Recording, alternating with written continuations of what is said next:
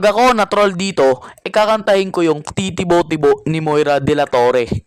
Oh my God. At ayokong kumanta nun kasi pang tomboy yun eh.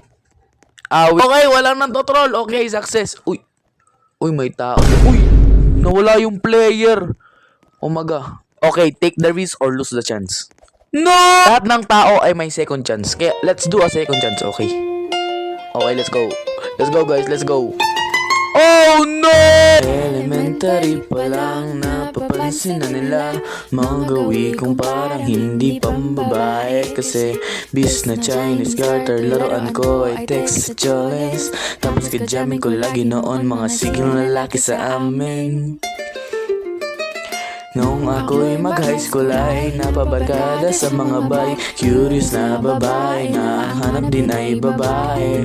Sa halip na makeup kit, bit-bit ko ay gitara.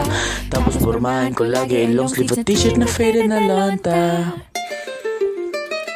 Pero nung makilala kita, nagbago bigla ang aking tipla. Natuto ko na magpaliban at mag-ahit ang kilay at liso sa man. At hindi ko alam kung nung meron ka na sa akin ay nagpalambot ng bigla. Sino mag-aakalang lalaki pala ang bibiyag sa tulad kong tigring gala.